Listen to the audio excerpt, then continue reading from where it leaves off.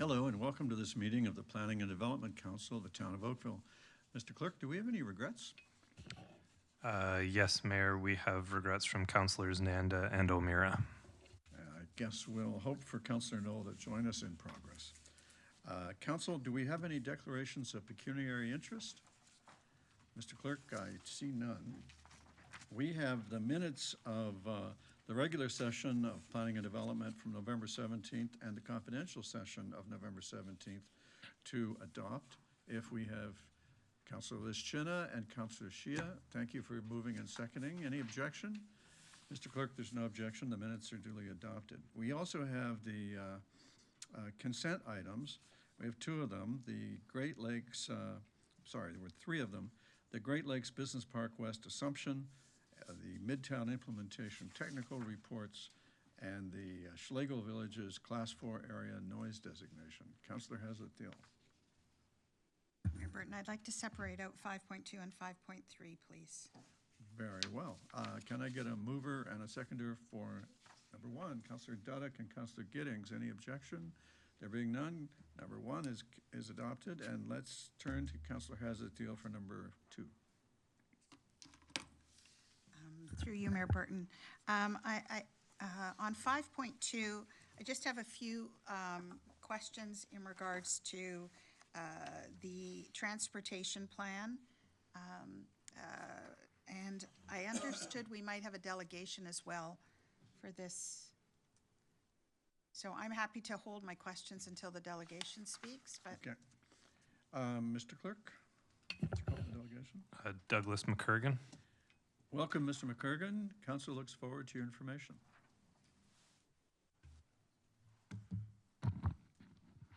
Thank you, Mayor, Mr. Mayor, Council.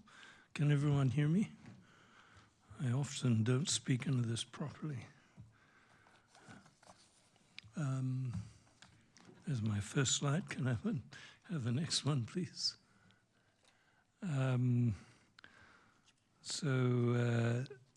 This is a kind of busy slide. It just has a bunch of acknowledgements. Those of us in TCRA who've looked at the plans are impressed by them. They seem thorough and balanced.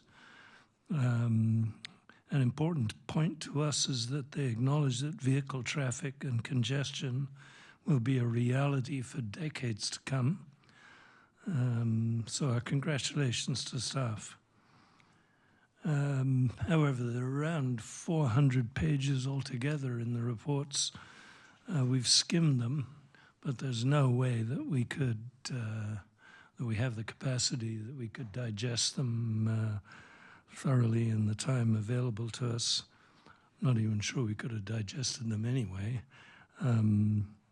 What we can do is offer our concerns, our general concerns, in the hope that they may be useful for council and staff.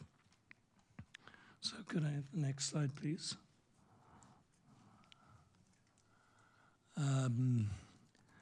I won't talk to the Designing Midtown report, not because it's uninteresting, but because it's not the focus of this delegation. My focus is the future impact of Midtown on the rest of Oakville, and of course on TCRA's neighborhood, which is immediately south of Midtown. I should have made it clear that I'm here speaking on behalf of TCRA. It's important to think of Midtown as part of an urban ecosystem. It's not an island. We're not developing a new city in a rural landscape. We're developing a new city which will be packed into the middle of an already busy city. Our anxiety has always been about the future impact of Midtown on all of our lives. Could I have the next slide, please? So the next set of slides are our top of mind concerns, and the first one is severe traffic congestion. We already have severe traffic congestion on Trafalgar between Cornwall and Iroquois Road, and on Cornwall between Allen and Old Mill at rush hours. So if there's any way of bringing forward the construction of key connections, for instance, the extension over the railroad of the new north-south QEW crossing, that's the one that goes from Cross Avenue to Iroquois Shore, we will impact congestion earlier, perhaps even in our lifetimes. Council could consider enlisting community groups to help influence provincial priorities. We're looking for leadership from the town. Happy to help. Next slide, please. Pedestrians and cyclist safety is one of our top-of-mind concerns. The Trafalgar-Cornwall intersection would be simplified for everyone if we could separate pedestrians and cyclists from vehicles. There has to be a way of doing this. It's an enormous intersection. Traffic congestion reduction and safety improvements would be obvious prizes. If we're serious about active transportation in Oakville, moving on to the next bullet, which is ensuring safe sidewalks and bike lines, we have to make a start somewhere on ensuring safe sidewalks and bike lanes. We've got an opportunity to do this, to ensure this for the Cornwall Spears Road, the Cornwall and Spears, all the way from Chartwell to Kerr. So we'd encourage that to be in scope of the development as we widen Cornwall Spears between those two streets. And then if there's some way to build a dedicated pedestrian/bike bridge across the 16-mile creek from Lyons Lane at the QEW to Kerr, that would be a huge amenity for residents of Kerr Village and the Leyland Avenue neighborhood. I just want to go back to the idea of separating pedestrians and cyclists from vehicles at Trafalgar-Cornwall intersection. I'm sure that someday that's going to be necessary at Dundas and Trafalgar. And I have no feel for how much money is involved, but everywhere else in the world that I've been where we have similar size intersections, even in provincial towns in Europe, the pedestrians and vehicles and bikes are separated. Don't know why we don't consider doing it here. Anyway, next slide, please. Staying with the pedestrian and cyclist subject, the plans call for active transportation crossings and major barriers, but the picture on the right here is of such a crossing in Burlington, and you can see that it's an engineering solution, but it actually isn't very functional, and it sure as hell isn't very pretty. The one on the left, which I lifted from one of the pages in the Midtown Transportation Master Plan, I think it was in that, may have been in the design considerations, is way more functional and very attractive. The rub is that needs more space. So the thought here, the suggestion here is if there's an opportunity to grab space, if space is available, we should be looking at acquiring it now. Next slide, please. A comment about the stormwater master plan, or stormwater management plan. We really like this plan. It's encouraging. We applaud the direction outlined in the plan. And we think the recent move to funding stormwater management costs through a fee structure instead of through property taxes is a good move. However, we think it's possible, possibly even probable, that the public will perceive that new stormwater management fee as a new tax. And we think that people may not connect increased stormwater with increased contamination of creeks and the lake unless we keep reminding them that that's the case. It may make it more palatable to the public, the fee more palatable to the public if we keep emphasizing that point. Next slide, please.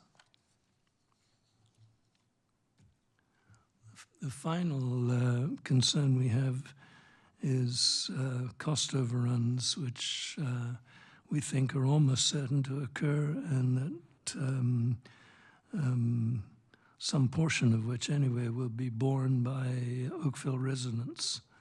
We think this is an area where council could consider explaining this repeatedly to the public. And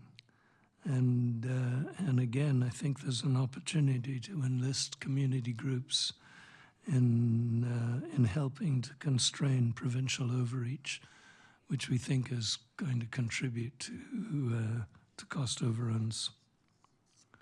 So, my next slide, my last one, please. So just summing up, repeating what I've said before, our focus is the future impact of Midtown on the rest of Oakville, and of course on TCRA's neighborhood, which is immediately south of Midtown. And we reiterate that it's important to think of Midtown not as an island, but as part of an urban ecosystem. Our anxiety has always been about the future impact of Midtown on the rest of Oakville, on our lives. Thank you very much. Thank you, Mr. McCurgan. Councillor Giddings? Thanks for joining us tonight, Mr. McCurgan. Question about roundabouts. Was it specific to Trafalgar Cornwall, or was it also Trafalgar Cross or internal roads that are being considered but will be built within the Midtown area? I think roundabouts in this are a bit of a toxic subject sometimes. We're in a safe place. They're starting to creep in Ontario. If we can separate people and bikes from vehicles, then there's an opportunity to consider a roundabout for that Trafalgar-Chartwell, the Trafalgar-Cornwall intersection. And it may help with traffic congestion. It's worth exploring. We probably have enough room there for a roundabout if we can separate the people from the pedestrians and bikes from traffic. Great. Thank you. Anyone else? Thank you, Mr. McCurgan. Thank you. Councillor Hazard-Dill. Thank you, through you, Mayor Burton. Mr. McCurkin had similar questions to what I have for staff, and in some instances I've gotten some early answers, but I'd just like us to clarify. So on the north-south Iroquois to Cross extension, and I see our director coming down, who's been incredibly helpful us navigating those pages. I just want to confirm the timing from design start to shovels in the ground.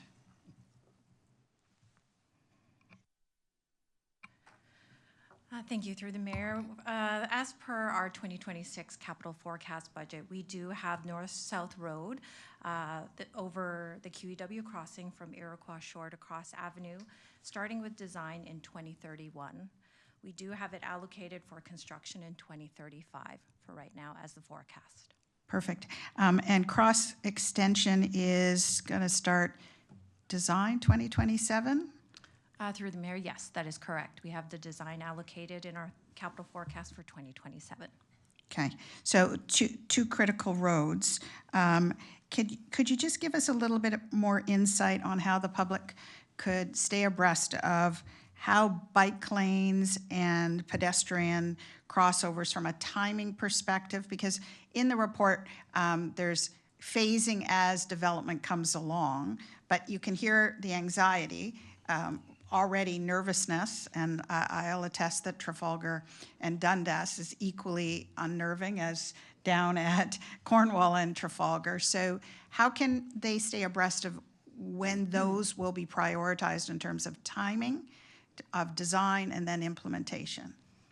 So through the mayor, when it comes to Trafalgar Road, it is a regional road, so we'll be working in collaboration with them. It is part of our objectives and principles to incorporate active transportation in all of our designs to provide that complete street roadway so that it is accessible for all users. With respect to timing, we will have information as we present budgets on a yearly basis. But as well, there would be some public engagements for some of these activities. So for example, for as we go through the detail, the next stages of the implementation plan for Cross Avenue, we will have a public engagement component for that where we would seek feedback from the public, and as well as through development applications for any of the local roads and any of the facilities that are anticipated through those roadways. Okay, thank you.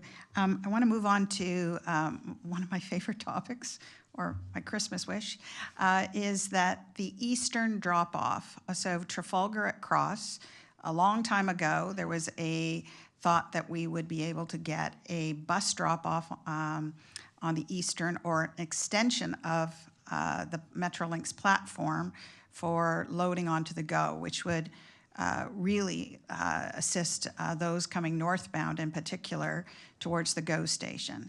Can you give council a bit of just an update where we might be on that? Sure. Through the mayor, we continually to advocate for the station on the east side. What I will say is the transportation plan provides an opportunity and does not preclude any transit facilities on the east side. And so as we mentioned, we do advocate continuously for that, and we'll continue our discussions with Metrolinx through the process. Thank you. I have two final questions. So there is an infrastructure cost chart stated December 2nd, 2025. Can I just confirm when it says town development charges under transportation, it currently says $426 million. That's in $2025 or $2024? Just through the chair, one moment, we're just confirming.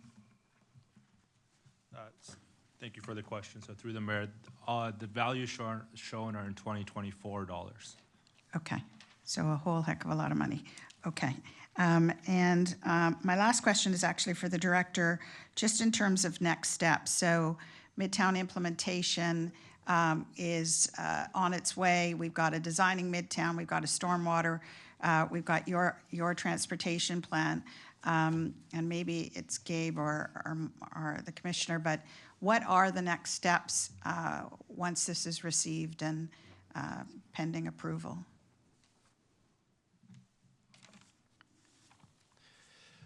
Through you, Mr. Mayor. Next steps on Midtown will be the number of the more detailed implementation pieces. There's a capital plan that we're working through. There's a land acquisition piece that we're also going to be working through. All of these pieces will provide some daylight in terms of how we're going to be moving forward some of the bigger infrastructure projects. And it's anticipated that we'll be working on that through next year, through 2026. Thank you very much. Thank you, Councillor. Councillor Elgar. Thank you, Mayor Burton. I just want to thank staff for this R.J. Burnside and Associates report. It's an excellent report because I don't think anybody in Ward 2 or Ward 4 living north of the QEW have any idea what the impact will be on them regarding Midtown. And especially when I read, and I'd like to know if we know the numbers, it would require significant infrastructure investment due to the bridge structure over 16 Mile Creek and also the retaining walls along Spears Road. Do we know what the cost is of that yet? Do we have any idea, or is that to be determined? Because I really, where I'm talking about, I don't think too many people are riding their bicycle to the GO train station yet, and I don't see it happening in the near future. So through the mayor, I'm just going to see if our consultant, Ray Backey, who is here from R.J. Burnside, might have a little bit more details regarding the cost estimates for that. Thank you.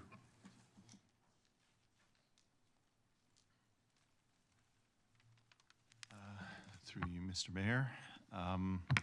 So we do have a cost breakdown, and these costs are very preliminary, specifically for that project, because of the complexity of the retaining walls and the environmental mitigation and just the fitting of that proposed widening in that section of roadway.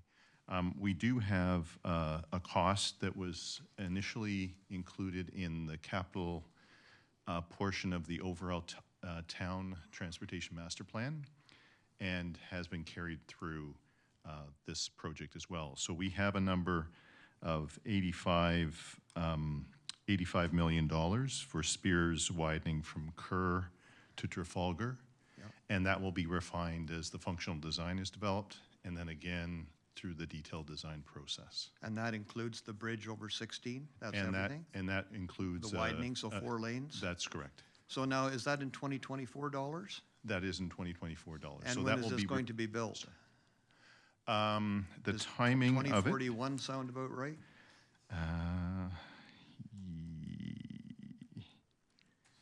Yes, we have it. And the plan is a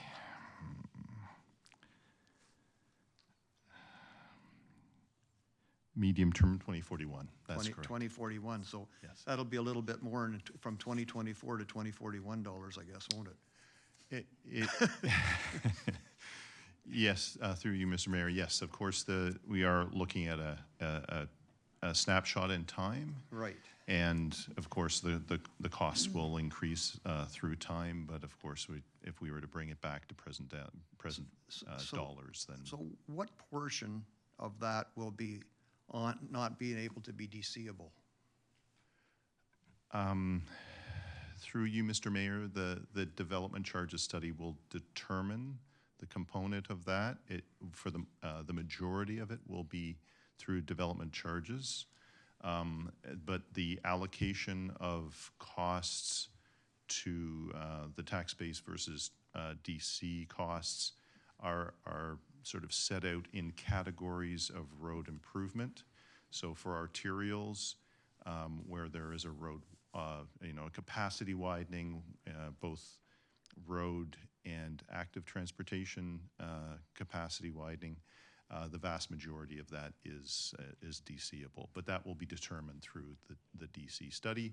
There are some benchmark percentages in the overall transportation master plan. I don't have that handy, but it is, yes, it's definitely the vast majority of it will be DCable. Okay, well, I'd like to thank you for that because I don't think people know what we're headed for right now, but I thank you. And it's an excellent report, by the way. Thank you. A lot of details, so thank you. Thank you, Councillor. Councillor Gittings. Thank you. Through you, Mayor. Further to the DCs, with the current regulations, those would be payable on occupancy, I take it? There's no occupancy.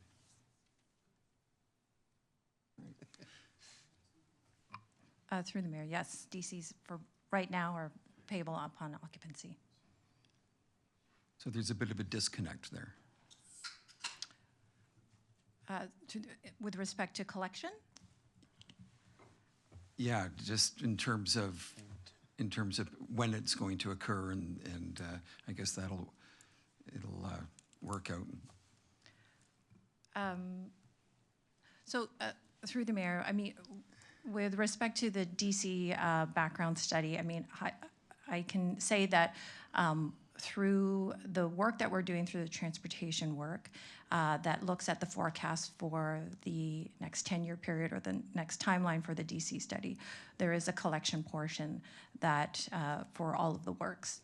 So it is, I would say, I mean, not being a finance person and just putting it in layman's terms, is we do accommodate it as part of our collections for the overall future years.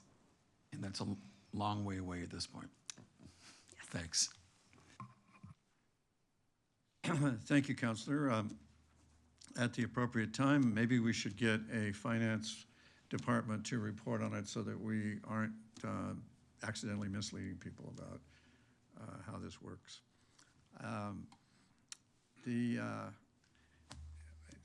take it that may get us to the point where we're willing to consider a motion to adopt 5.2 and 5.3? Or not? Well, let's clear 5.2 off the decks while we can. I saw a hand from Councillor Elgar, and I'll take Councillor Chisholm's. Any objection? And 5.2 has made it into the history books. Councillor Hazlitt-Thiel. Thank you. So my question is hopefully pretty straightforward. So I understand the noise feasibility study and some of the recommendations in here, but I'm curious, we talk about operable windows, we talk about a warning for the residents. If you're in a long-term care facility, often there is also outdoor amenities on which, for you to enjoy, and I'm thinking about what we've done at on our long-term care home on Reynolds. Is there any requirement to do anything externally on the property for noise mitigation for those residents?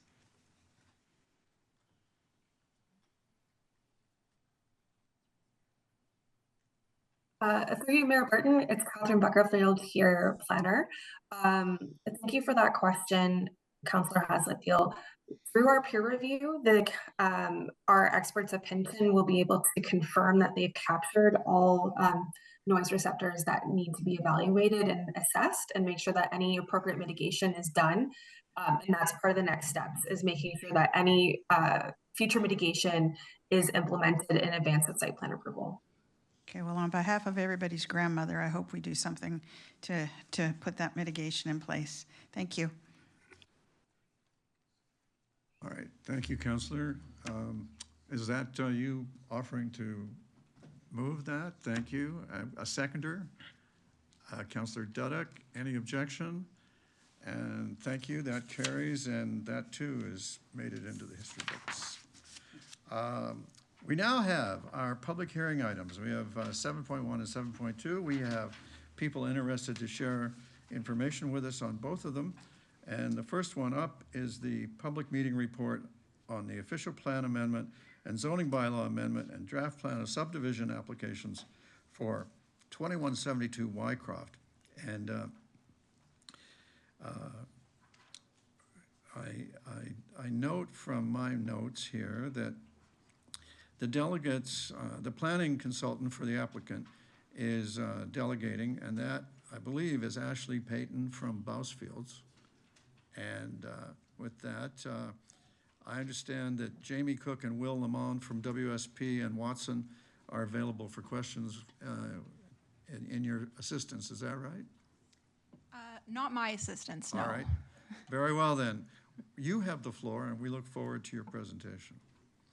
Before you begin, let me just remind those watching at home and in the hall that this is a meeting where we don't make a decision. We collect the issues that people bring forward, that the public bring forward, and that councillors bring forward, and staff consider those in their later recommendation report. Ms. Payton, please begin.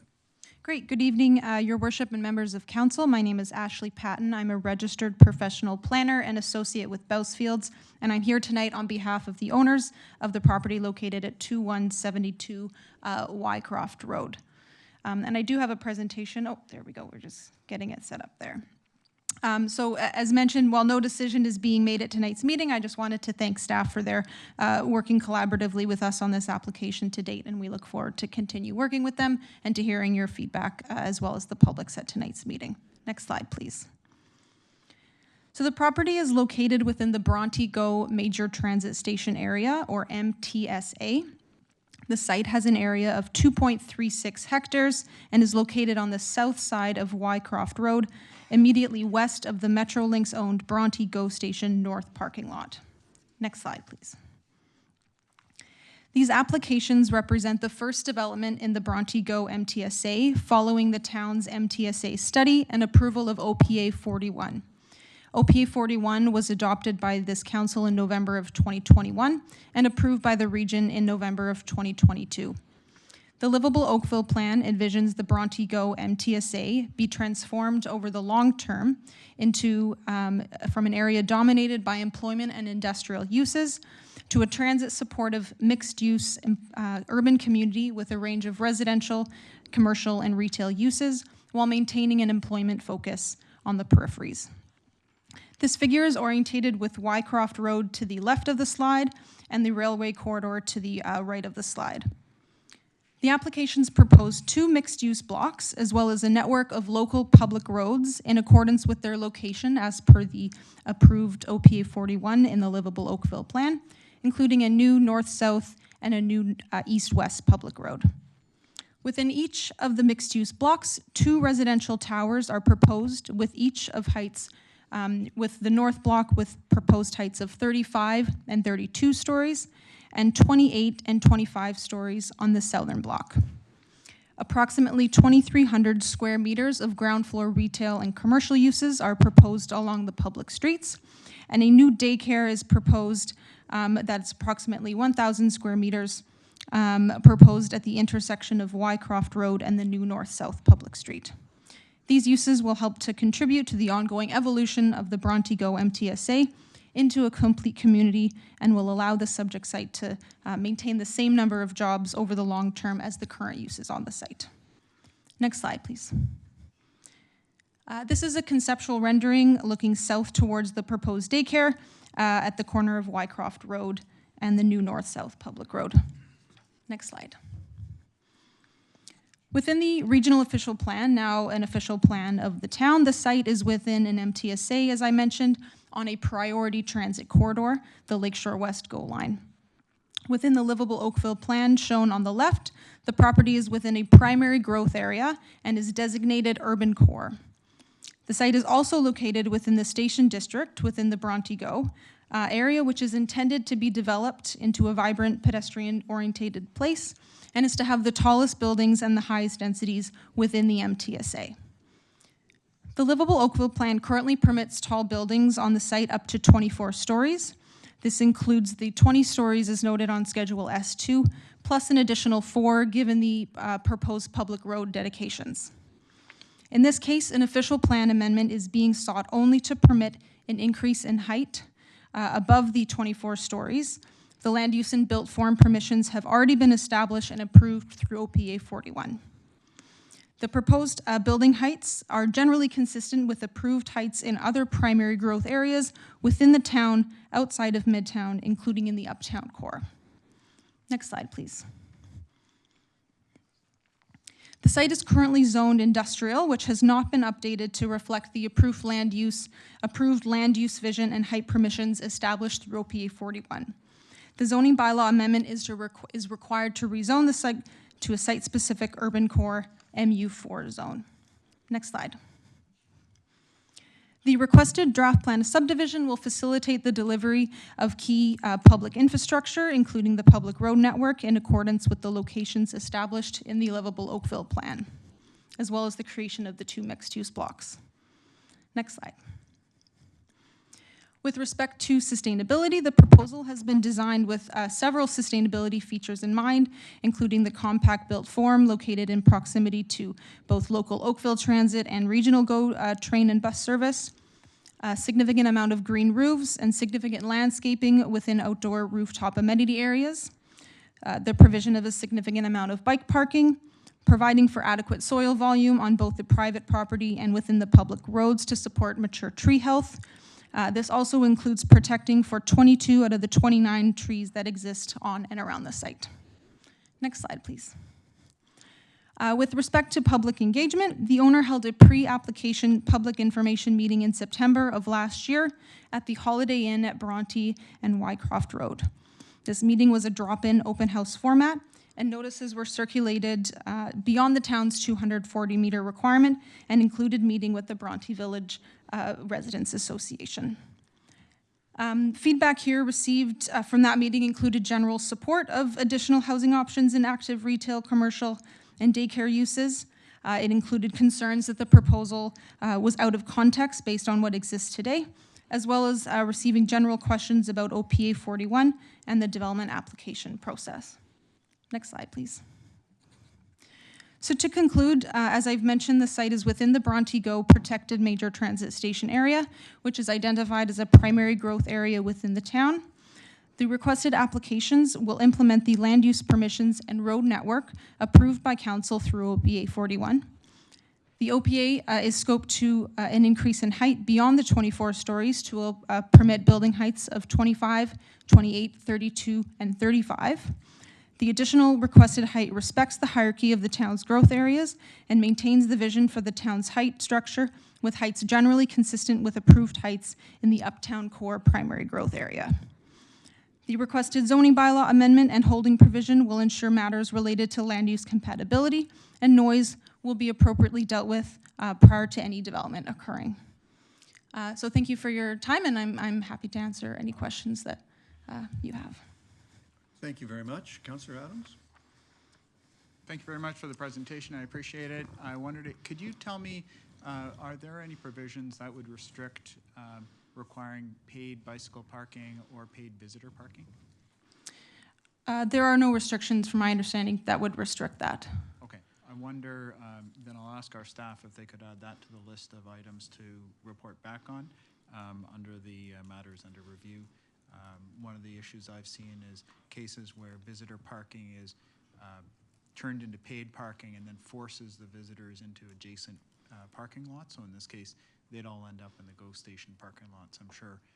And similarly, if you're trying to get people to use bike as a mode of transportation, then requiring them to pay for their bike lockups in the building is pretty contrary to that and pushes people away from it. And so I wonder if we can report on providing restrictions in the zoning or the OP for that.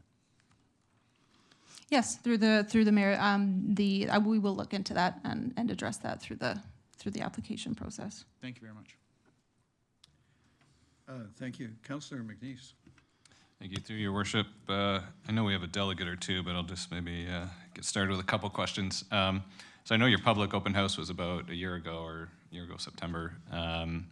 So since then, there was pretty good turnout. I think there was 20 some odd folks, as well as the Residents Association. Have you been able to incorporate any of that feedback into your submission here? Yes, through the chair, what we've done following that meeting was largely around discussions with Metrolinx. This property abuts Metrolinx. We've, since that meeting, have widened the public road abutting that Metrolinx property to ensure that that public road can be constructed and utilized independent of Metrolinx, which included a decrease of about 100 units on the site as well. So that was one of the larger changes. We also, through our submission material, incorporated further assessment in terms of the difference between the 24 stories and the requested height, specifically referencing that in the shadow study and through the planning rationale report in terms of describing the impact or lack thereof between the additional requested height. That was a part of the questions that we received at the meeting. Okay, and I remember there being an issue with the connection to the Bronte GO. I think you were looking for an easement or something through your property right into the GO train station. Have you advanced those discussions at all? Or? Yes, through the chair, in those discussions with Metrolinx, and I'm not saying anything on the record, but in principle, they've agreed to allow for some pedestrian movement through the site and through the public road right to the GO station. Okay, and maybe just for staff on the issues list, if we could look into how we can facilitate that, because I think the whole point of building around these transit stations is to create better pedestrian, cyclist, walking connections. Last thing we want is on a cold day, somebody getting in their car to drive down drive down and around to get around a fence or something. Okay, and I'm just curious about your comparison and sort of height density and I guess FSI to Uptown Core. Uptown Core is, I think, quite a bit different than an MTSA with a GO train station. I think the most logical comparison would be Midtown. This is a much smaller area, and I know you're not going for some of the extreme heights at Midtown, but obviously the public was concerned about the heights there. I don't know if you can elaborate on the comparison to Uptown as opposed to Midtown? Yeah, in terms of the comparison, the Uptown, the Midtown, obviously, where the approved heights in this area are 24 stories, 20 plus the right-of-way. In terms of Midtown, as you said, it's significantly less. The heights that we are requesting on top of the 24 stories is about 25% when you cumulatively add up the total height requested. So that is a fraction of the requested height in terms of what's approved versus what's proposed here. Okay, then one last question, and I'll probably have some others after the delegations. And this comes from Councillor Mara, who's at the lobbying for us for the Great Lakes in Ottawa right now. So obviously, even from a year ago or so when you had your public meeting, we're hearing a lot about the types of units changing. Nobody's sort of looking for the 1-bedroom or even 1+ den. They want larger units, and obviously, you would bring this to market in a number of years from now. Have you factored that? I think you were about 50% 1-bedroom a year ago. Is that composition going to change as you go forward? Through the chair, that hasn't changed, but that's definitely something I can take back to our client and discuss as okay. Things And if change. staff can add that to the issues list too, I'll probably be back a bit later with some more questions. Thanks. Thank you, Councillor. Councillor Knoll. Thank you. Can you help me understand a little bit more about the commercial and office uses in the building? What is the format? Will that be? Size of potential units, et cetera? Yes, through the mayor, the proposed retail uses, it's about 2,300 square meters. There's a retail unit, the 1,000 square meter daycare is at the corner, and then the rest are split into 4 different units. So around 500 square meters, little over that per unit. So there's a total of 5 retail units? Yes. And 4 retail units and the daycare. Sorry, I was including that in. So those are main level uses. So the largest unit is how much that's still available outside of the daycare? I will just. And are they combinable? I will have to look. I don't have those stats right in front of me. One of them along Wycroft Road would not be combinable. There is a possibility for the one in the southern block to be combined. Are you giving any thought to food retail in those buildings, like a small grocery store or something to support that area? Yes, through the chair. That was also a question brought up at the public meeting. In terms of support for population for a larger format grocery store, the daycare use proposed was an appropriate balance between the transit usage plus the residents on site. We can continue to explore that, but at the time we revisited that the population and in terms of the market area wasn't enough to accommodate a sufficient enough grocery store, but a potential smaller scale is something that we can consider and look back. Okay, could you also help me understand the office space components? I assume that the office space will be in what appears to be a 2nd and 3rd floor in the podium, or am I misinterpreting that? Yeah, through the chair, there is no office space proposed, no. Just the commercial, retail, and daycare. So there's no commercial space above the main level? Correct. Okay. Okay. Is that something that could be reconfigured for the daycare to allow for more commercial space on grade? That's something that we can consider, yeah. Can you take that back and look at that as a possibility and provide additional opportunities for retail at grade? Okay, thank you. Thank you, Your Worship. Thank you, Councillor. Councillor Elgar? Thank you, through Mayor. Thank you very much. I'm just trying to figure out, so you're saying you're going for a 6.06 FSI. You're looking at 1,616 residential units. What's roughly the breakdown? If you already know this, what your FSI is and your square footage and everything, what's your breakdown of bachelor, 1 bedroom, 2 bedroom, 3 bedroom ballpark? Yeah, the unit composition, as we've submitted, are about 60% 1 bedroom, 36% 2 bedroom, and about 3% 3 bedroom. Okay, now do you consider a 60% 1 bedroom in your mind a family a unit? Through the chair, no, I mean, it can accommodate different types of families, but in terms of a larger, what is considered family-sized, a 1 bedroom would not. Would not fit, so, okay, so you're 36 for a 2 and 33 for a 3, okay. And basically, what do you figure for people? What are you going with, the 1.7 like everybody else per unit overall? Sorry, can you repeat the question? Yeah, the number of people, total people. People per unit? People per unit, you can do that if you want. Are you going 2 or 1.7? In terms of population, Yes. I don't have those numbers offhand. When we calculate population, we use the development charges study that the town has completed. I don't have that number off the top of my head. Okay, so then the whole place is what, 2.36 hectares or something? Yes. Okay, thank you very much. So you're about half the Midtown right now, basically. Okay, which is in line with our OPA 70 for Midtown. I thank you so much. Yes, Appreciate it. Thank you, Councillor. Councillor Hazatil? Thank you for your information tonight. Can you just give me a sense of what percentage of the land is providing green space for the public and the residents? In terms of the percentage, I don't have the specific percentage, as there's number of green roofs and landscaped amenity areas that have yet to be designed.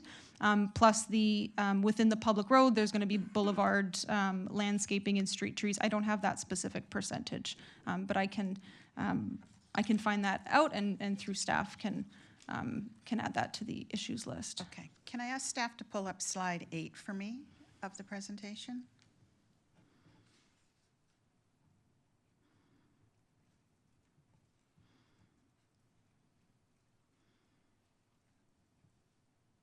Okay, that's so just so I get this correctly, and listen, I love the color green, but I think it can be a bit confusing. So where it says 6 stories, that's a green roof, but it is not park space, et cetera. Correct. And then in terms of anything that is truly main level, you take your stroller down and you want to go to play, that is just the slightly green on the right-hand side of the, like where near the north symbol is? Through the chair, yes, that is correct, as well as along the bottom, or what is the westerly side. There's a mid-block connection that kind of are covered by the trees, but that area is also soft landscaped at the ground level. Okay, so from adding comments to the list, understanding what's the contribution to green space, play space for the residents.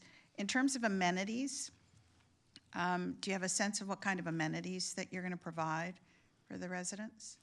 Through the chair, in terms of like the programming of indoor amenity space, we haven't got to that level of design yet. Okay, thank you.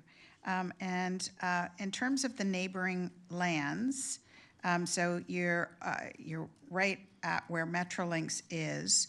Is there a block plan that you have provided showing potentially how the others would build out and the compatibility? Through the chair, we have not done through this application. Through OPA 41, a number of demonstration plans were prepared, which this public road network that we're proposing is the basis of. So through that demonstration plan, hypothetical situations and massings were provided for the entire Bronte-Go area. Okay. Right, those are my questions. Thank you, Mayor Burton. Thank you. Councillor McNeese. Thank you, Your Worship. Just one more for the issues list. I just want to get a better understanding we have, and if staff has it now, that's great, but if not, they can come back. But there's a targeted density for all of Bronte-Go. I just want to understand what proportion of that's being proposed specifically through the additional height in this area. I think the Bronte-Go MTSA plan is quite current, and it forecasted an incremental build out, and that's, I think, how best to build out one of these areas. But I think we just have to, just like with Midtown, be sure we don't have all our eggs in one basket or on one property, and that it can incrementally build out over time. So I don't anticipate staff has all those numbers ready, but if that can be in the report back, so we understand what percent, if this were accepted as is with these additional heights, what proportion of the target we're trying to hit on Bronte-Go is going to be on this one site that's, it's a certain percentage of Bronte-Go. So I can leave it at that unless somebody's got answers there. Maybe I'll just leave it at that. Okay, thanks. Councillor, it's a terrific addition to the issues list. Perfect. I'll do that. Thank you. Look forward to the recommendation reports, discussion of that. Councillor Knoll. Thank you. I forgot a question earlier. In terms of, and I know you talked about access to the Metrolinx lands earlier. What is the current plan or the current thought around providing the actual pathways, structure, or what's the actual connectivity going to look like to the GO train station? Through the chair, we haven't worked out that level of detail with Metrolinx. At this time, our focus has been on the public road access and allowing, in principle, for that access, which is as far as we've been able to go in terms of those discussions. But that's something that with town staff we can help facilitate those discussions. Is that a goal, to create a pedestrian-style access to the GO train station to avoid the need for the additional road capacity? Yes, I think that would be an appropriate a goal to have in terms of that connectivity. And has that conversation started with Metrolinx at this point? Yes, it has. Okay, so they're aware of the fact that you would like a pedestrian connectivity to the site? Yes, and in principle, they've only been able to say that yes, we'll allow it, but in terms of progressing that further, we haven't. Yeah, okay, thank you, Your Worship. All right, thank you, Council. Ms. Payton, I found your discussion of how the official plan policies in Uptown modify the Bronte PMTSA policies confusing and novel. Would you like to take another run at it? Through you, can you repeat the first part of that sentence? I understood you to be suggesting that our policies in Uptown somehow modify our policies in the Bronte MTSA. And I found that to be a novel suggestion, and it confused me. Would you like to explain yourself more fully? Yes, through the chair. That point was only made in terms of the hierarchy of heights that the town has established in terms of growth area. So both Bronte-Go and Uptown Core are identified as primary growth areas. As the councillor had pointed out, this Bronte-Go is on a priority transit corridor, the Lakeshore Go West line. So all that I was saying in terms of that comparison was that both are primary growth areas, and the requested heights are consistent with both being primary growth areas. But you concede that they're not consistent with the policies in the Bronte-Go area? The requested heights? Yeah. Yes, the official plan amendment is required to permit the increase in height beyond 24 stories. I did not hear any suggestion that the additional 15 stories were being offset by community benefits. Did I miss that? Through you, the Bronte-Go area, unlike other areas in the town, does not have the similar density bonusing policies in place. So nevertheless, I don't think they prevent you from attempting to justify the additional stories, do they? No, not at all, and that's something that we can visit as well. You might want to, I would think. All right, Council, I think we've got to the point where we've earned the opportunity to thank Ms. Payton for her time and her information. And if it's appropriate, we could call our delegation from the Bronte Village Residents Association, Mr. Harry Shea. I see him on our board, and there he is. Mr. Shea, welcome. Council looks forward to... Good evening, Mayor. Well, thank you, sir. Good evening, Mayor Burton and members of Town Council. 3 BVRA board members was part of the 27 members from the public who attended the September 11th, 2024 PIM for this applicant. I'm just waiting for my slide deck to come up. Okay, there we go. Tonight, I'd like to speak to a few issues and concerns and hope that town staff can address them. Next slide, please. The first concern is exceeding the current 5 to 20 stories permitted by the current zoning bylaw. Approving this application with 4 towers from 25 to 35 stories as the first application at the Bronte GO station would set a precedent that would be followed by future applications. The current OPA and zoning bylaw, we believe, is well crafted, and the 5 to 20 stories with a maximum of 24 is an appropriate height for this area. Next slide, please. Second, having these additional heights without any bonusing or community benefits is troubling as well. Additional height, which equates to additional density, should be exchanged with affordable housing. A request for extra height without any community benefits needs to be addressed.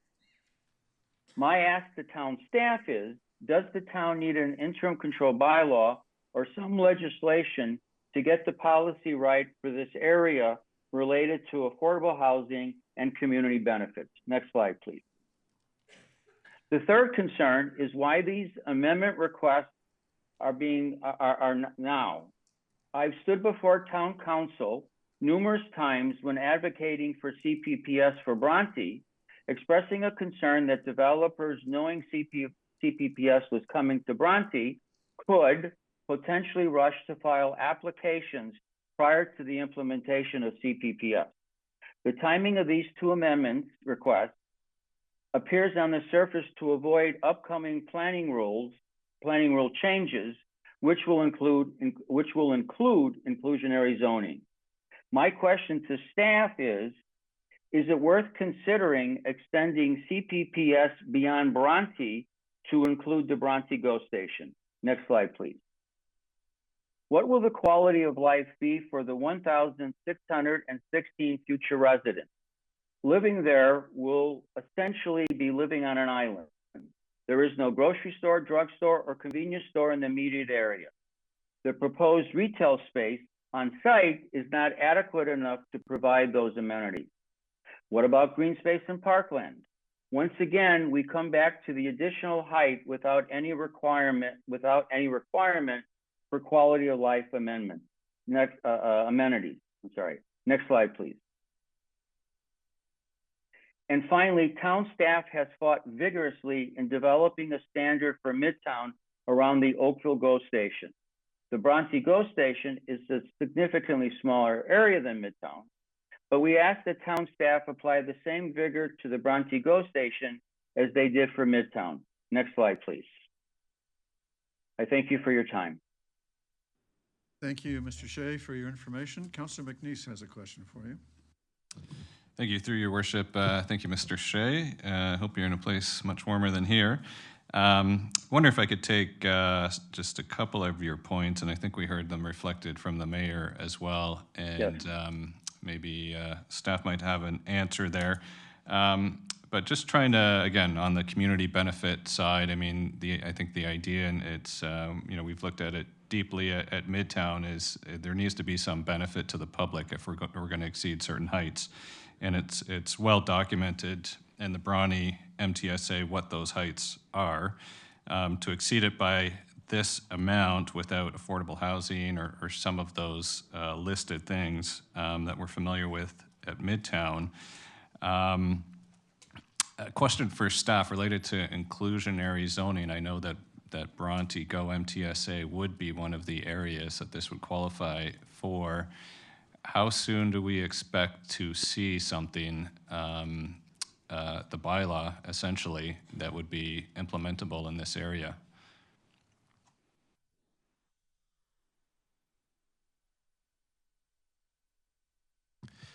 Thank you, Councillor, and through you, Mr. Mayor.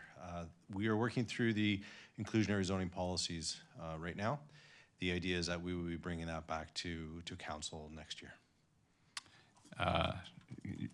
Later in the year, mid-year, or I wish I had a crystal ball, Councillor.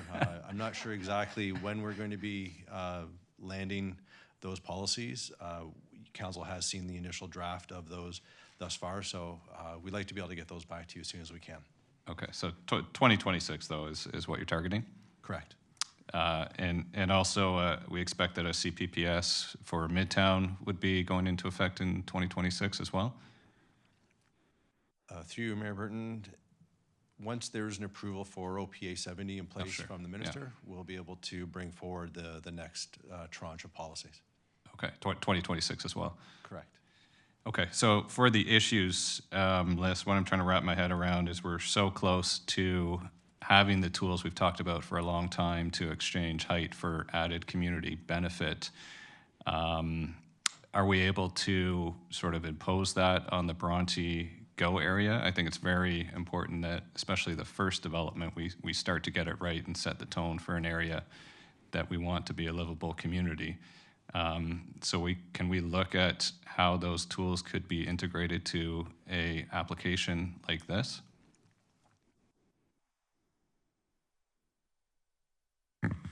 Through your Mayor Burton, through the recommendation report, Councillor, we can provide an update on the various tools that are available and how Council may be able to use those.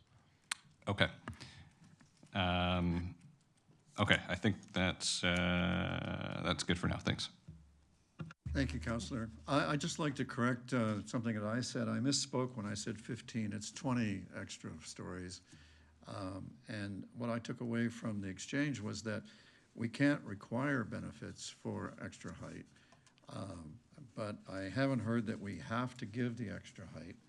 So where I come from, that calls for negotiation. So we'll see what happens, whether that's even permitted in the new Ontario system.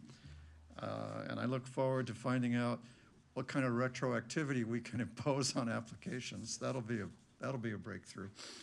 Let's see, have we covered everybody who wants to speak on this, Mr. Clerk? We have. Then we could have a mover and seconder to receive the information and that staff consider such comments as have been provided by the public and council. Councillor McNeice and Councillor Longo, thank you. Any objection? There being none, that's carried. And now we get to move to public meeting report, employment areas review, draft official plan amendments. And we have public interest in this one. I'm gonna turn to Director Charles to guide us. You get to be the ringmaster now. You can introduce people and set us up.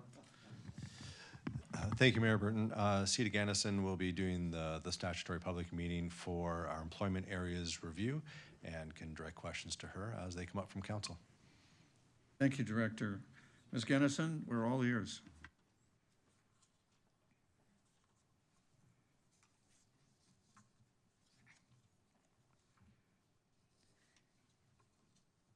Thank you, Mayor Burton and members of council. So the purpose of this report is to bring forward draft town-initiated official plan amendments for the town's employment areas.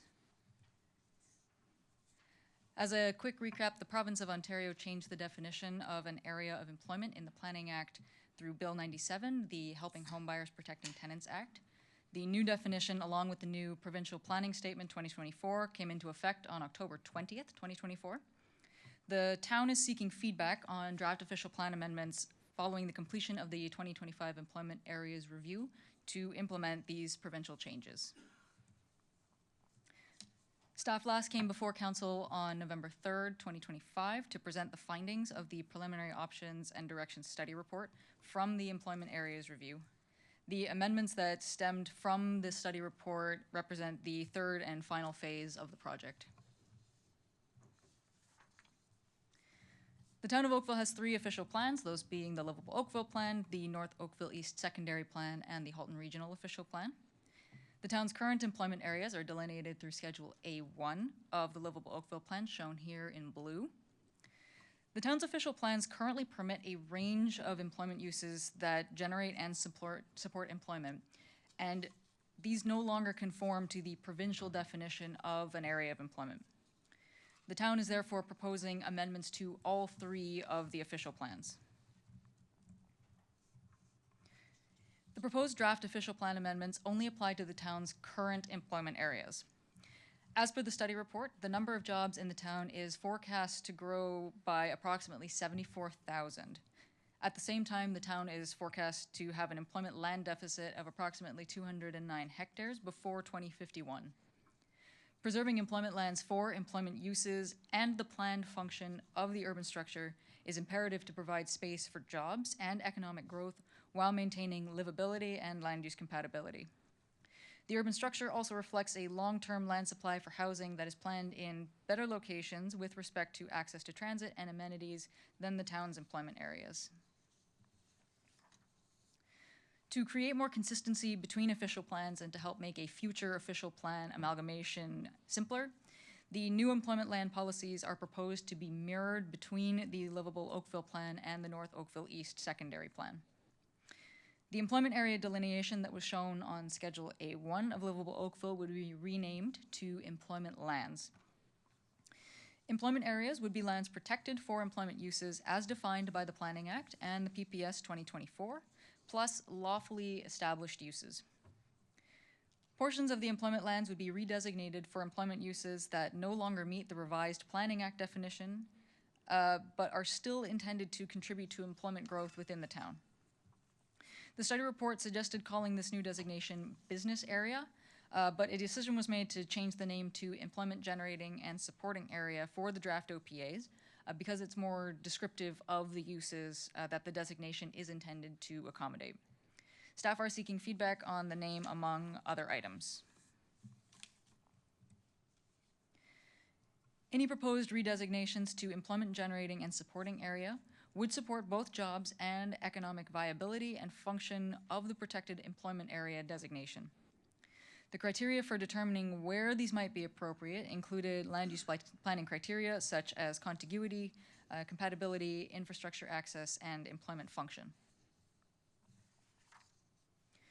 The proposed redesignations remain largely the same from what was presented on November 3rd, 2025, and are in keeping with the directions from the study report. One change was to include the lands shown in dark blue in the northwest area in the new employment generating and supporting area to better support land use compatibility with the hospital district and other surrounding land uses, as well as to a greater ability to provide space for office and commercial uses in the northwest. Growth areas were not specifically included in the study, but the Bronte-Go MTSA and Midtown both include employment designations. To ensure that these areas conform with the Planning Act and the PPS 2024, the following changes are proposed to the employment lands within their boundaries.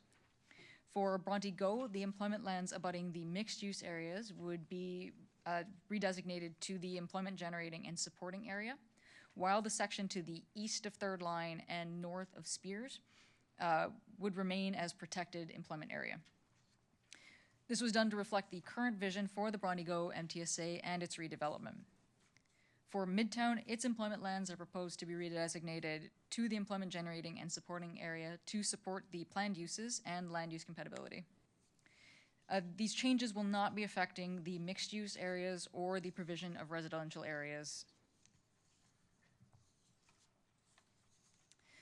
At a high level, the effects of the amendments to the Livable Oakville Plan and the North Oakville East Secondary Plan to abide by the Planning Act are to update permitted uses for both the new protected employment area and the employment generating and supporting area, to designate lands as employment generating and supporting area, to permit lawfully established uses in the employment areas, and to update employment designations in strategic growth areas. For consistency with the PPS 2024, the amendments further introduce new criteria for employment land removal requests and new land use compatibility policies, encourage offices in strategic growth areas, promote intensification and redevelopment, and introduce and update some of the definitions in the glossary for clarity and specificity. The town is also seeking to amend the Halton Regional Official Plan. The effect of this amendment would be to repeal the employment areas section of the regional plan and have it refer to the Livable Oakville Plan and the North Oakville East Secondary Plan policies. In terms of next steps, staff will be receiving and considering comments from council, the public, and other Town of Oakville departments on the draft official plan amendments. A recommendation is targeted to be brought forward in Q1 of 2026. Thank you. Thank you for that presentation. Council, your questions? We have lots of delegations. Would you like to hold your questions till we've heard from the public? Mr. Clerk, would you call the first delegation? Yep. Peter Smith.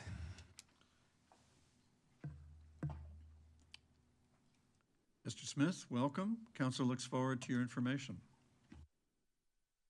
Thank you, Mayor Burton, members of Planning and Development Council.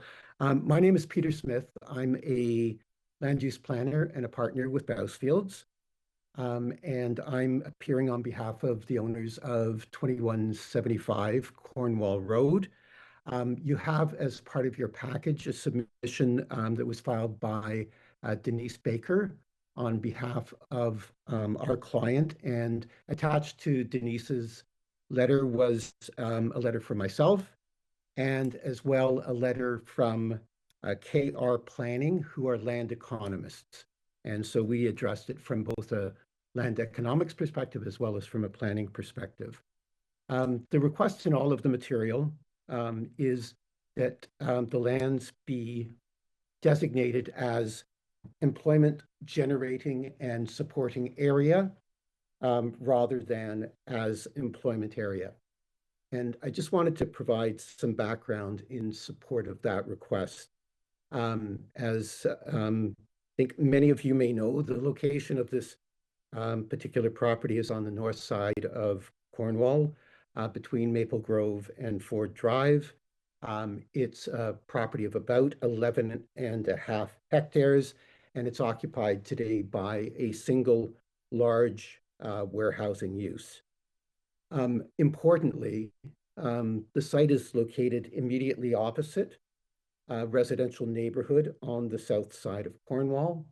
And in terms of the surrounding context, it's isolated and does not form part of a larger cluster of employment lands. In that regard, to the west of the site is a natural area associated with Joshua's Creek, and then further west again from that, along both sides of Cornwall Road, are commercial, service commercial retail developments and so on. To the east, there's a treed area, and then over at Ford Drive, commercial plaza. The site today is currently designated business employment. It's also zoned business employment. And importantly, those designations and those zonings provide for a wide range of employment use. It's not just the warehousing use that's on the property today, but a wide range of employment uses as set out in the report or the memo from KR Planning, which includes many uses that are compatible with residential uses to the south and commercial uses to the east and west, including retail, office, banks, restaurants, and so on. And so with that background, the concern with the proposed employment area designation is that none of those types of broader employment uses, the retail, the office, and so on, would be permitted pursuant to the provincial definition that accords with the employment area designation that staff are recommending. And what would be left under the provincial definition is only uses such as manufacturing, warehousing, logistics, waste processing, transportation terminals, those types of uses. And while the staff report says that the permitted uses under the employment area designation that they're recommending would include uses that are permitted today under the existing zoning, that isn't our team's reading of either the Planning Act or the provincial planning statement. And the wording is actually set out in Denise Baker's letter. The wording of it says that it only permits lawfully established uses. And that means, I think, reasonably just existing uses. So if there were retail or service commercial uses on our client's property today, those would be allowed as an exception. But the mere fact that the zoning today permits the uses does not mean that those uses are lawfully established. So if we're right, and we're pretty convinced that we are, that's a particular concern given the history behind this particular site that I only know sort of secondhand because I've just become recently involved. But as I think many of you may be aware, there was a proposal back in 2021 or 2020 through to 2021 for an Amazon warehouse on the site. And it raised huge concerns with the residential neighborhood, with respect to traffic, with respect to land use compatibility, and so on. And that type of use, warehousing or manufacturing, would be under the provincial definition of employment area or area of employment, the only type of use that would be permitted on the subject property. And so the advantage of the employment generating and supporting area designation that we're seeking is, first of all, greater compatibility. Those types of uses can coexist with a residential neighborhood in a way that warehousing and manufacturing use cannot. And in fact, it can act as a buffer from that residential neighborhood on the south side of Cornwall to the subject site and then to the Ford plant. And that idea of using the employment generating and supporting area designation as a buffer is in fact one of the criteria that staff looked at through their work as being something that could inform the use of the employment generating and supporting area designation.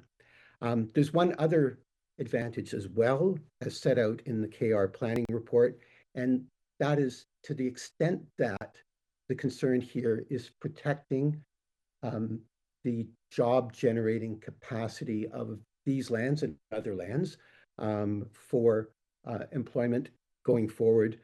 The warehousing use would only generate approximately 180 jobs, whereas a mixed employment development, including offices and retail and so on, would generate in the order of just over 2,000 jobs. So there's a much greater employment opportunity associated with the employment generating and supporting area designation, simply because retail and office tends to generate more employment than does warehousing or manufacturing.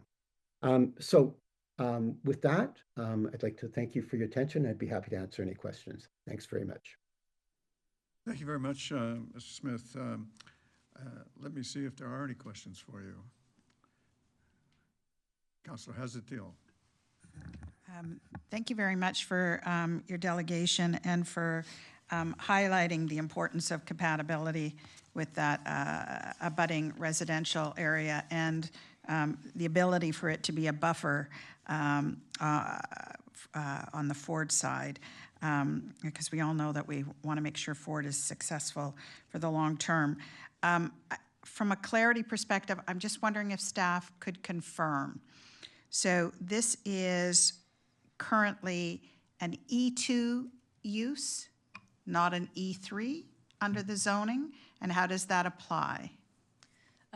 Through you, Mayor Burton, yes, it is currently designated as business employment and it is zoned as E2. So, so if this gentleman is correct and Ms. Baker, et cetera, then if we chose not to change it to employment generating, then it would in fact change the zoning permission, which would allow for things like a waste station or a waste transfer or or maintain an industrial on the west corner of Cornwall and Ford versus perhaps making it more compatible with the neighborhood. Through you, Mary Burton. So, sorry, Councillor, just to clarify, your question is if the interpretation from the delegate is the correct one, then the zoning would need to change. Is that your question? Well, it would, yes. So how would it affect the zoning? Through you, Mayor Burton. So if we are using staff's interpretation of the lawfully established provision, which is based on the difference in the language in the Planning Act between where it's otherwise used as lawfully used versus lawfully established, we are looking at lawfully established as being applicable law. So anything that is in the zoning bylaw currently would be permitted as an as-of-right use and included in the protected employment area. And that would afford the subject lands to have the current flexibility that is permitted through the business employment zone and designation. If the interpretation of the delegate is to go forward, then the zoning, yes, would need to be updated to conform with the only the definition under the Planning Act. Okay, which would maintain or increase the industrial intensity on an abutting property of residential Yes, neighborhoods. That's correct. All right, thanks very much. Thank you, sir, for your delegation. Thank you. Mr. Smith, thank you very much for joining us and sharing your wisdom. And Mr. Clerk, the next delegation. Eldon Theodore. Mr. Theodore, welcome. Welcome back. We see you a lot, and we're glad to see you. Please share your information with us. Good evening, Mr. Mayor and members of council. Eldon Theodore from MHBC. Pleasure to be back. And thank you for loading my presentation. I appreciate it. I am here on behalf of TLMPT Limited, who owns the lands at 1265 Burnhamthorpe Road East. You can see here on the map that my client's lands, they're bisected by the extension William Halton Parkway. West of our client's lands are the Ontario, I believe it's the Zoroastrian Community Foundation, which is a place of worship. And south of our client's lands is a planned residential subdivision. If we can move to the next slide. So our client has fundamental concerns with the southern portion of their lands being retained as employment area as defined by both the PPS and the Planning Act. We've evaluated minimum separation distances under the D6 guidelines for land use compatibility. And for your class 2 and class 3 industrial uses, which would include your various forms of manufacturing or warehousing distribution or logistics operations, those separation distances range from a minimum 70 meters to 300 meters, depending on the type of operation. And those are needed in order to protect those sensitive land uses that exist. They are the expected land use that is to occur. And these separation distances become a real constraint for attracting future employment uses on the southern portion of the property in comparison to the northern portion. If we can move to the next slide. So it's clear in our view, the southern portion of the property should be instead moved to the employment generating and supportive land designation in the North Oakville East plan. The designation will allow for a buffer use, such as office, or retail, or service, or the other light employment uses, that will serve as a transition between the sensitive land uses to the west and the south, and the future employment area to the north. And more holistically, it's my understanding that Oakville is seeking to protect as much employment land as possible, and that's clear. But it's also my understanding that the limited employment uses such as manufacturing and warehousing and logistics that the Planning Act and the PPS contemplate are low job yields in comparison to uses such as office. And so, however, based on the draft OP documents and directions so far, it appears there's been very little application of the employment generating and supportive land designation, which would contribute to jobs and permit uses such as office to help amplify that growth. So it's clear from the map that my client's lands are not the only property that would see constraints on portions of their employment lands going forward. So if the objective of council is to promote as many well-paying jobs as possible, I would encourage council to revisit the draft mapping with an aim to increase the amount of employment generating and supportive land designations at the edge of the employment areas where they can serve an appropriate transition to sensitive land uses. That's my delegation. I'm happy to answer some questions. Thank you. Thank you, Mr. Theodore. You often bring interesting opportunities to improve our planning, and I thank you for that. I'm not seeing any questions. Let me ask one more time. Mr. Theodore, we look forward to seeing you again. Thank you, Mr. Mayor. Thank you, members of council. Mr. Clerk, that's it. Council, do you have any further contributions for staff on this matter?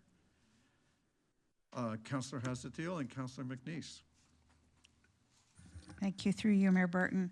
And in consideration, as you're listening to possibly make some adjustments, I'd ask you to evaluate, based on our earlier conversations, the south side of South Sheridan Way in Clearview, the area west on a Ford, where we have a John Knox Christian School, and also consideration of the impact on the corner of Ford and, the southeast corner of Ford and Royal Windsor, as well as the northeast corner, as those have, while are under business use, are also part of the sort of a commercial use for the neighborhood, and it is a gateway into southeast Oakville. And depending on which interpretation is lawfully binding, I'd like to ensure that we have that understanding before there's an approval of the employment uses. Thanks very much. Thank you, Councillor. Councillor McNeese. Thank you, through your worship. This is actually on behalf of Councillor O'Meara. So the site, the hotel lands that are the northeast corner of Bronte and Wycroft, I believe there look to be employment-only lands if they could be considered or proposed as something like employment supportive. It's sort of a transition area, and I think we always envision there's commercial on either side, and there's a conference center that's sort of quite valuable to the community and things like that. So as other councillors have said, and even Mr. Theodore, just thinking about that transition as it kind of goes over to some commercial type uses instead of just employment, industrial, and then it sort of ends there. So that's just my request, or Councillor O'Meara's request for that area. Thanks. Thank you, Councillor. Councillor Gittings. Thank you, Mr. Mayor. Through you. In the report, it talks about the new provincial definitions specifically exclude standalone office, commercial, and institutional uses from areas of employment. Could you provide a little more detail on that for me? Through you, Mayor Burton. Yes, in, I believe, Section 1 of the Planning Act, it gives a list of permitted uses for the area of employment, and then there's a subparagraph that specifically excludes certain uses, those including the institutional and commercial uses.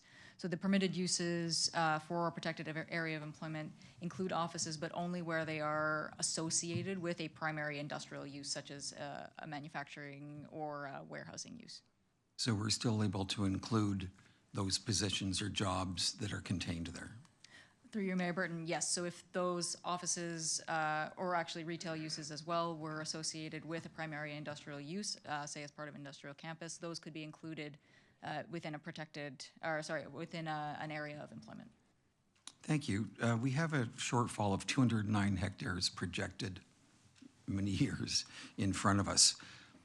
How do we track that? And because we have fewer jobs with the warehouse potentially than institutional health offices, how often do we track that so that we make sure that we protect enough land to satisfy the province? Through you, Mayor Burton, one of the directions from the study report was to implement a growth monitoring framework for jobs within the town. So that is one of the things that staff is currently looking at for how to implement those growth monitoring frameworks so that we can keep track of those numbers. And that'd be tracked and updated every 5 years? That would be the goal, yes. Thank you. All right, thank you, Council. Staff, I'd like to add a thought for your list. At 2175 Cornwall, can you look at tailoring something for that site, given the sensitivities of the mix of uses around it, so that some kind of site-specific treatment evolves out of that examination, where a mix and match of uses that would be beneficial to the community and not disruptive, and perhaps in concert with the landowner and their consultants, work out something that makes everybody happy. Through you, Mayor Burton, yes, staff will take that back and into consideration. Thank you. Council, who would like to move and second the indicated motion? Councillor Dudek and Councillor Giddings, thank you. Any objection? Mr. Clerk, there being none, that's carried. Council, that brings us to new business. I put this before you at a time when it looked like that might be what you wanted. I've heard since that this is perhaps not what you want. All we have to do is ignore it. It'll die for lack of a second unless someone wants to second it. Is there a second? Councillor, how's it deal? Mayor Burton, I appreciate the thought behind it. I think the back and forth on the discussion really is that we just want the opportunity as councillors to address the ministers if a question or the final document is something that we'd like to add to, but we've appreciated you've circulated a positive version that's inclusive, that brings home a united approach. And so I personally don't believe you need that motion. I think the context in which 1,200 plus people wrote in was that council would participate, and I look forward to the opportunity and hope the ministers will listen. Thank you for that. Are there requests for reports? All right. How about a mover and seconder for consideration and reading of the bylaws? Councillor Chisholm and Councillor Grant, thank you. Any objection? Mr. Clerk, there's no objection, so the bylaws as listed in the agenda are considered read and passed. And that ends our work together. It's been terrific working with you. I look forward to the next occasion. And I bid everybody a good night, and I hope that tomorrow's weather does not inconvenience you in too much a bad way. Good night.